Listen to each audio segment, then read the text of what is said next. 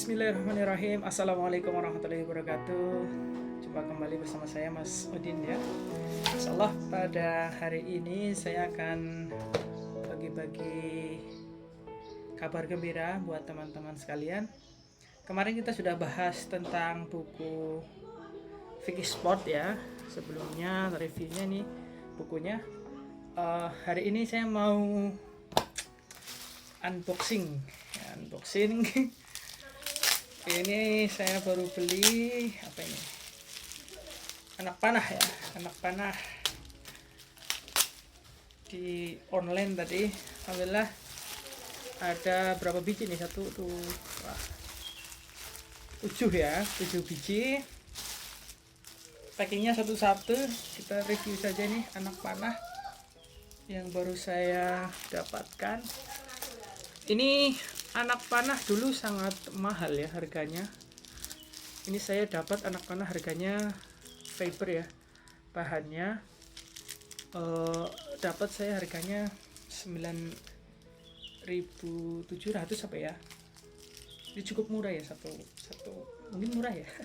Satu anak panah ini tapi saya belum coba apa kapasitasnya seperti apa.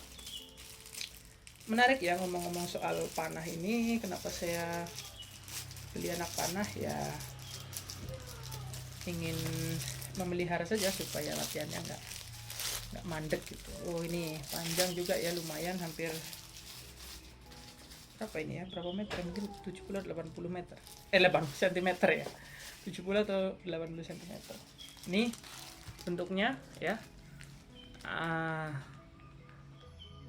ini poinnya bagus ya, lumayan sih, kalau cocok lah dengan harga 9.000 ya, bagus lah kualitasnya, pelayanan juga bagus. Cuma mungkin agak tipis ya, ini sangat ringan sih kerasanya ini. Ini fibernya enggak terlalu tebal, tapi enggak masalah ya. Ngomong-ngomong soal memanah ya, ini ada satu kitab yang menarik atau bukunya ya. Ini selain tadi Fikih Sport, di situ juga ada poin-poin tentang memanah. Saya punya buku satu lagi yang mungkin bisa kita pelajari bareng kapan-kapan ya, insya Allah. Ini bukunya namanya Teknik Memanah dalam Islam ya, ditulis oleh Qori Afrizan Al-Kharid, atau di sini beliau akrab dipanggil dengan nama populernya adalah Habib Qori. Kitab ini atau buku ini disadur dari kitab Al-Furusyah Al-Muhammadiyah karya Imam Ibnu Qayyim Al-Jauziyah. Jadi teman-teman yang minat terhadap olahraga, terhadap aktivitas, terutama khususnya memanah atau berkuda, di sini ada kitab yang menarik, yaitu kalau mau akses langsung, teman-teman yang sudah bisa berbahasa Arab bisa akses di kitabnya Al-Furusyah Al-Muhammadiyah karya Ibnu Qayyim Al-Jauziyah. Nah, pasti ini seru ya. Ini buku ini juga disadur dari kitab itu, Al-Furusyah.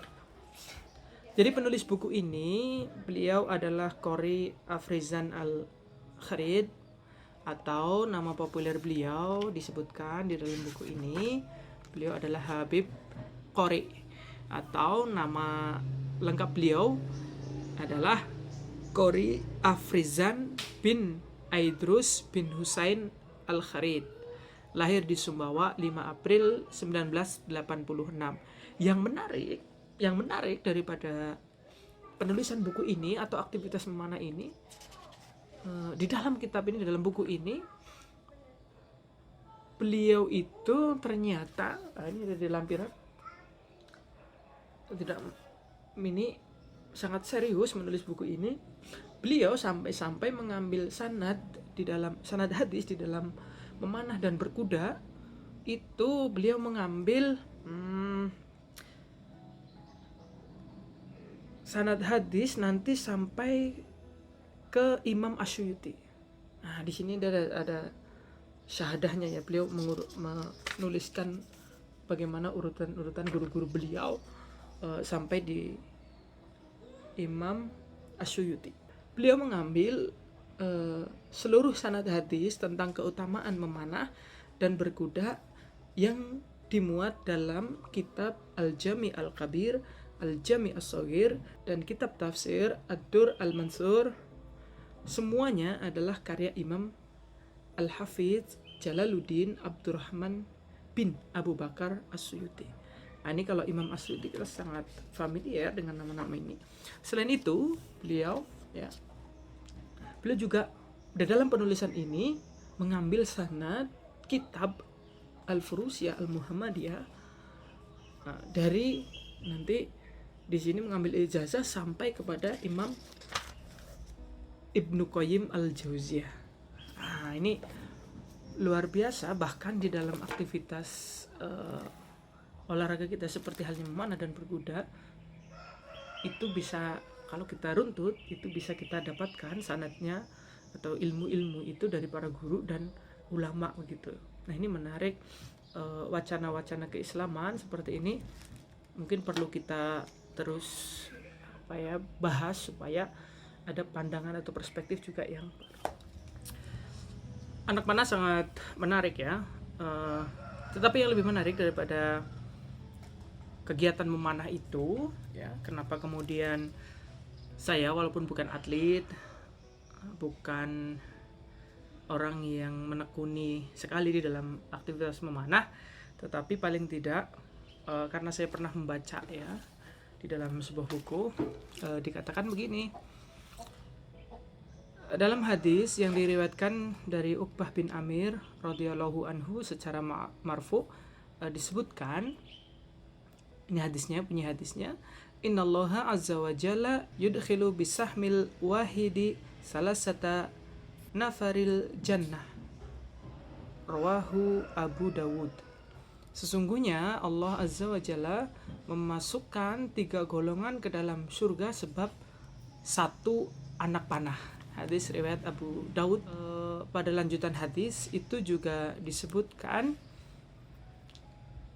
wa man taraka ramya ba'da ma alimahu ragbatan anhu fa innaha nikmatun tarakaha au qala kafaroha. Barang siapa yang meninggalkan kegiatan memanah karena tidak suka setelah sebelumnya mahir, maka sesungguhnya itu adalah suatu nikmat yang disia-siakan. Atau Nabi SAW bersabda, nikmat yang diingkari.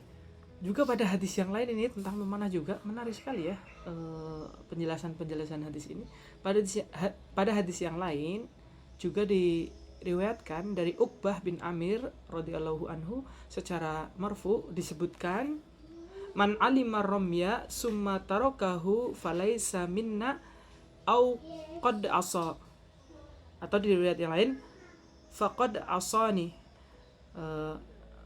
Ini hadis riwayat Muslim, tambahannya tadi dari Ibnu Majah. Artinya begini, barang siapa yang bisa memanah, ini bisa memanah, kemudian meninggalkannya, maka tidak termasuk golongan kami.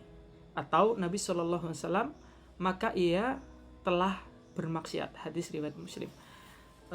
Tadi ada tambahan ya dari Ibnu Majah, meriwayatkan dengan kalimat faqad asani, maka ia telah bermaksiat kepadaku.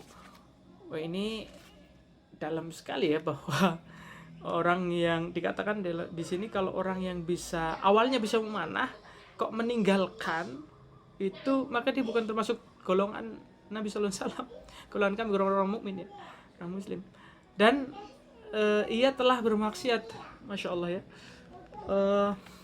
Maka dari itu, aktivitas memanah itu menjadi satu spirit tersendiri tentang Islam ya, hubungannya dengan Islam, atau karena bernilai ibadah, maka ketika kita bisa melakukannya, kita berusaha untuk tidak meninggalkannya. Ya, bagi komunitas muslim yang sudah menekuni ini juga mungkin bisa kita populerkan, sehingga teman-teman yang beraktivitas di dalamnya atau sejenis dengan ini bisa saling bertukar informasi dan mempopulerkan bagaimana kemudian Islam memiliki perhatian terhadap olahraga, khususnya memanah dan berkuda. Ini menarik, kapan-kapan kita bahas insyaallah. Ini saya mau lanjut untuk bermain panah sederhana di halaman rumah atau di belakang ya, ada kebun. Sekian ya dari saya, mohon maaf masih tentang buku. Jangan lupa untuk yuk melek terhadap buku. Terima kasih. Assalamualaikum warahmatullahi wabarakatuh.